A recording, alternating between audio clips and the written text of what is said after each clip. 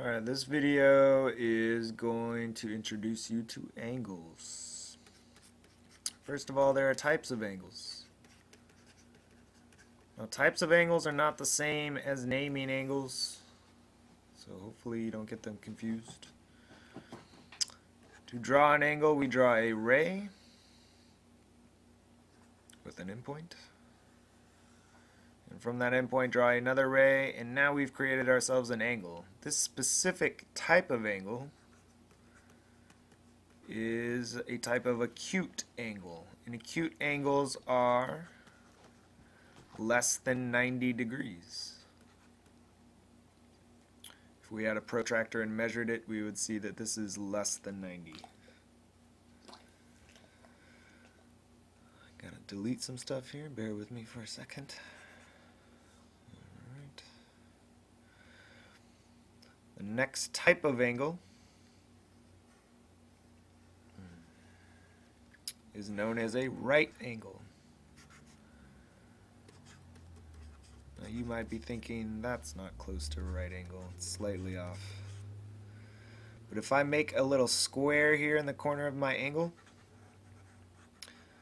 that is the symbol for a right angle, and it doesn't matter how off I am right here. If I have my square, it lets everyone know that what I meant to do was draw a right angle. And right angles are exactly 90 degrees, no less, no more. If I happen to make this a line and make this a line, then you can see here that these two lines are now perpendicular. And I know they're perpendicular because the angle formed when they intersect is 90 degrees. Here's my intersection point.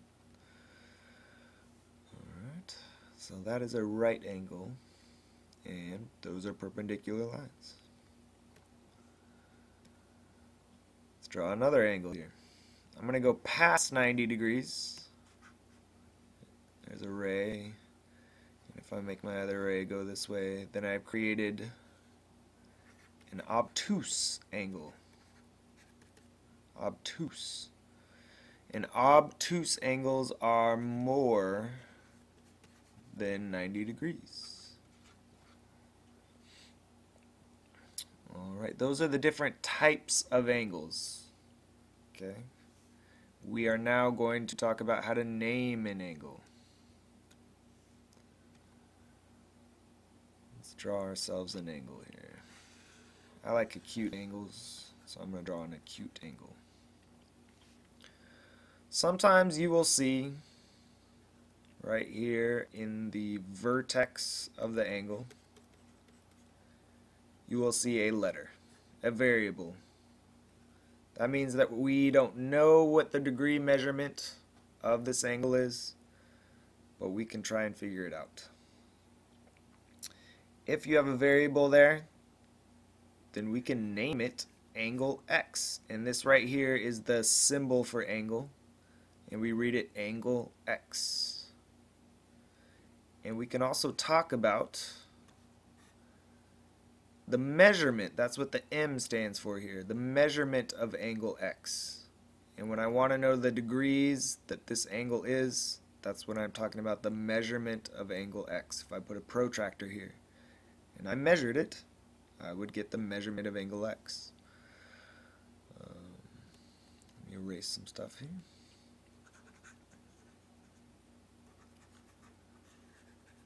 Sometimes it won't be a variable in the vertex of the angle. Sometimes it will be a number. Oops, sorry. Too big. So for example, the number 1. You could think of this as the first angle. This is not the value of the angle or the degree measurement of the angle. It's just a name. We call it angle 1. And we could talk about the measurement of angle 1. Alright, so sometimes you'll see numbers there.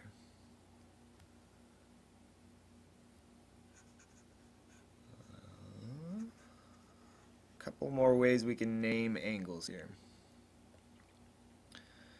If we have points on our rays and at the vertex. And we labeled those points A, B, C. They could be any letters. Then we can name our angle A, B, C. And the easiest way to do this is just trace the angle, starting with one side, even with your finger, and just draw the angle. So you'd find A first, then you'd come across B next, and then you would go over to C. And that would give you the shape of the angle, so it outlines the angle.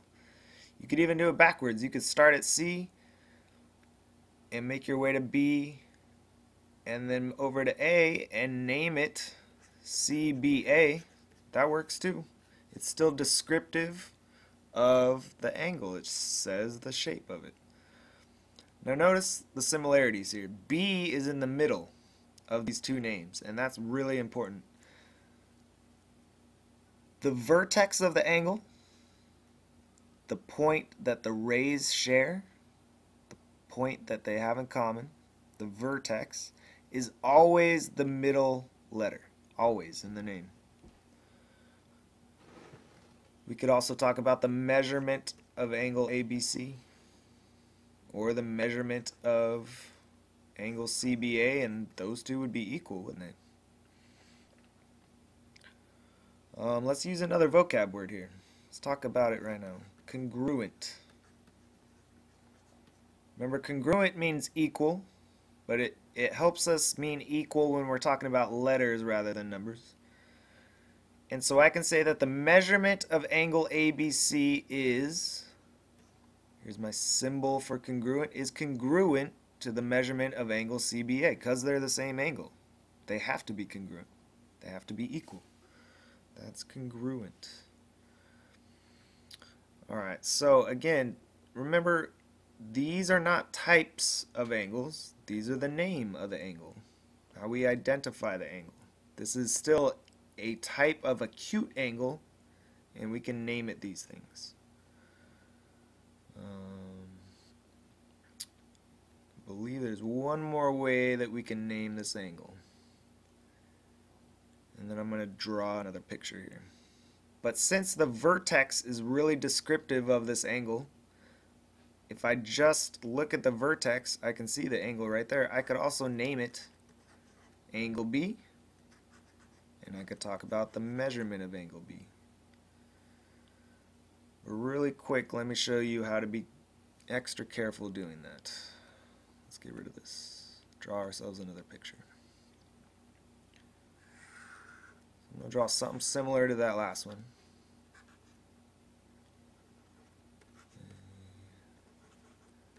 B and C.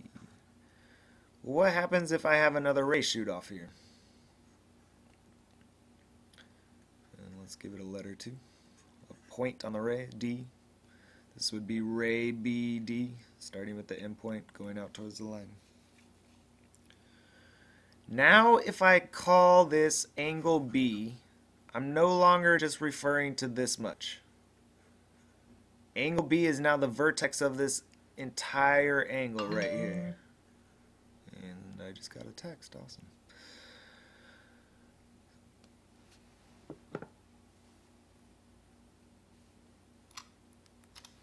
So I hope you see the difference there, that B is no longer descriptive of this angle, it is now talking about the entire big angle. So if I want to talk about this little angle, the top one, you might see it labeled angle 1 and this one angle 2, or you might see variables there, X or Y or any other letters. Or you might not see anything at all. And so how do we name those tinier angles right here? We got to be very descriptive, and we got to use 3 points. Let's get rid of this. So if I want to talk about the top piece, or the top piece of the angle right here, and just talk about that top one,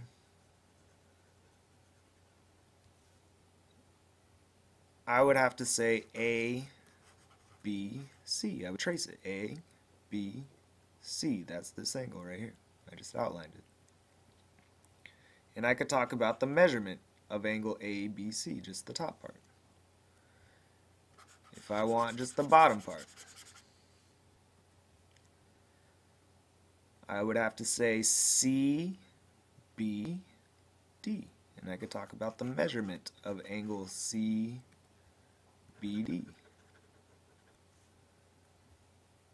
This is the one I just drew. That's the one I'm talking about. And I can find the measurement of it. I could also say the measurement of the angle DBC. And that's the same as CBD. Same. It's equal. I could say they're congruent. Now check this out. Get a big eraser here.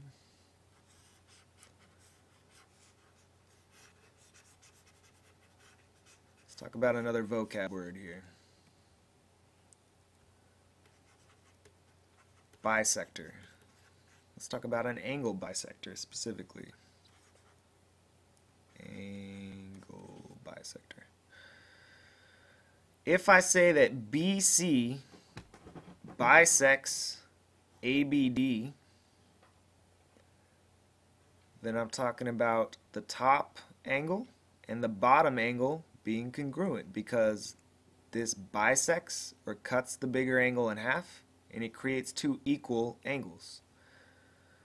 So ray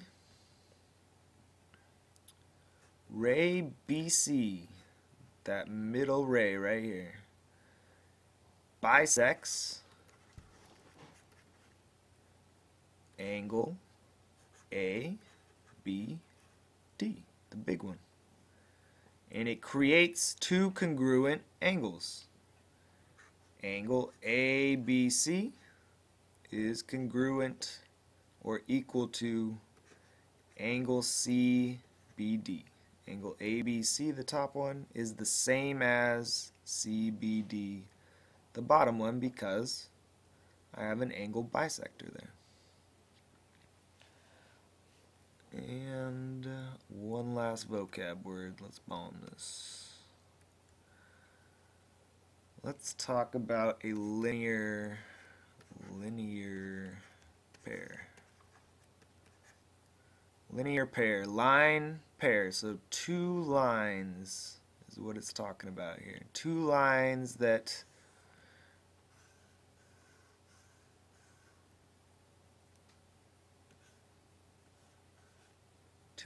create two angles here, and together they form a linear pair which is equal to 180 degrees, because it's talking about all the way from one side to the other, just like a rainbow, and that is half a circle, if you can imagine that.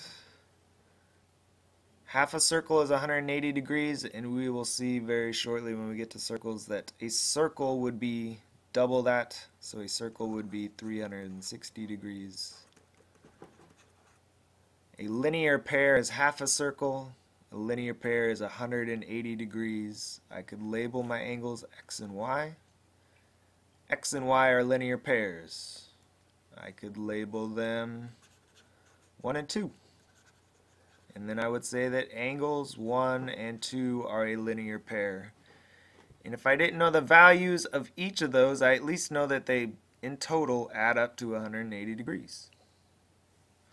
And if I knew one of them, I could easily find out the other. Real quick, watch this last bit here.